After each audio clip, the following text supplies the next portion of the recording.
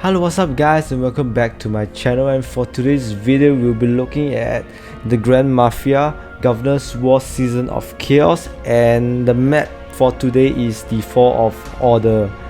This has been a very interesting map to play and my first time to play in this Governor's War, and there are a couple of things that I like about this map and also things that I don't really like, and we'll look into it in detail for this video. The first thing that we'll look in the Fall of Order is the map itself, and if you could see the map, the first zone is the one that is the green one at the top, the north, south, east and west. And what I like about this map in general is that you could see how the level 1 area is quite small, and then the level 2 is slightly larger. Level 3 area over here is huge, except for the middle here, that's the 4th level.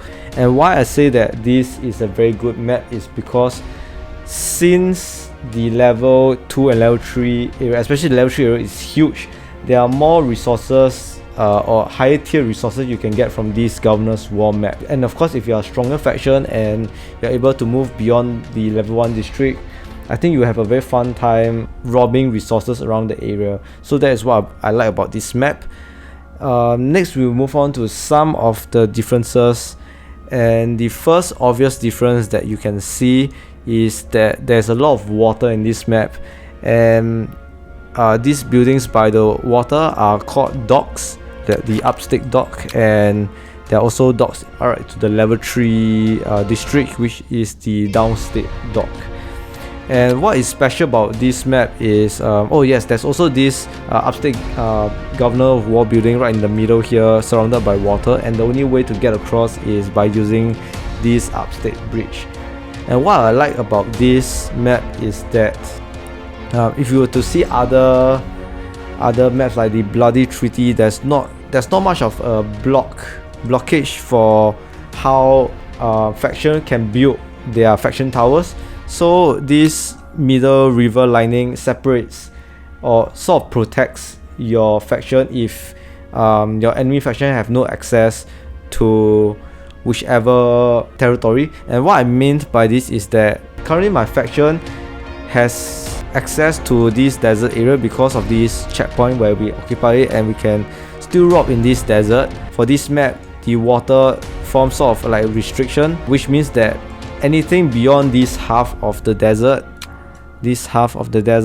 beyond this, we are unable to access it, because the only way to access this part of the map is by occupying this Upstate bridge, which we do not have. So yes, I'm unable to rob this side of the map, but on the left side of the desert I can still rob resources. Yes, however, if this was the other kind of map, the whole desert is still within our range and we can rob the whole desert. So I think this sort of aids factions of the same power to have more of a battle and protect more of their land much easily. Of course, after saying that, there are caveats to this map, and these caveats are the docks. Once in a while, every couple of days, factions are allowed to invade docks, which means that they have all these faction ships that can immediately come to any dock around the Governor's War map, as long as they occupy a dock to send their ship. So as long as they occupy, like for my faction, we occupy this dock. As long as you occupy a dock, you're able to set a war timer to any of the docks once the battle state is ready. And if you were to, let's say, capture this dock, for example, we occupy this dock and we can build faction towers surrounding this Downstate dock and start building our territory from there.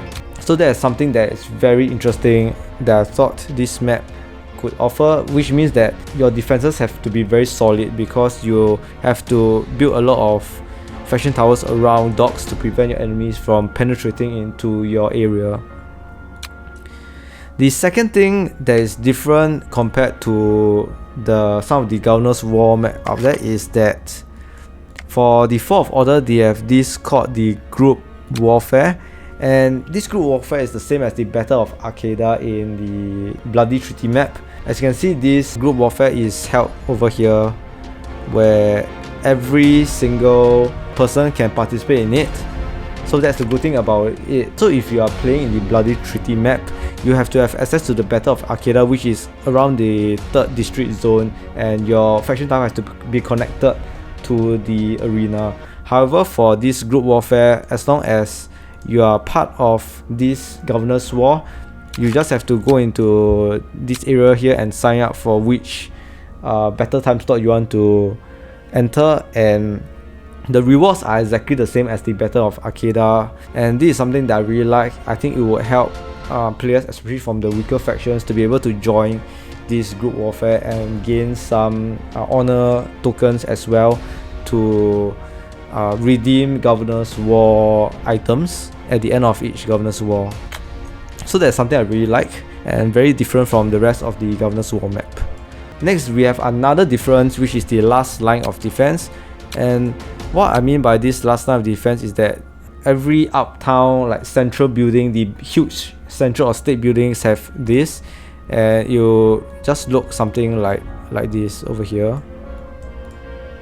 There's like warehouses, training base, and whatever nots. And this last line of defenses is broken up into 3 different phases: the defense, attack, and the warehouse clearing. So if you fail the first phase, which is defense, the event will be immediately over. It will just end immediately. And for the defense mode, I think it's very difficult, because basically you have to defend all these chamber of commons buildings, and how the waves come is by these training bases.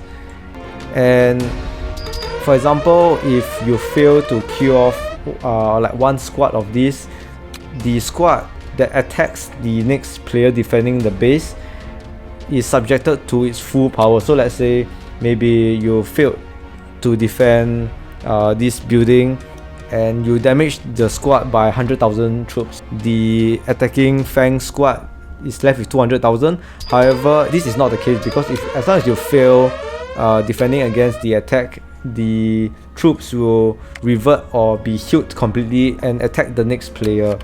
And for each building, there's a maximum of 30 players, so 30 players can enter, or 30 troops can enter the building.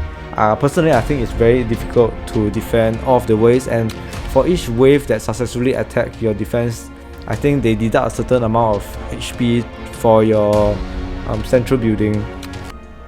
The second phase is attacking, so basically you have to attack all the training bases and have strong raid leaders to make sure to destroy the training base. I feel like it's something like the abandoned building exploration.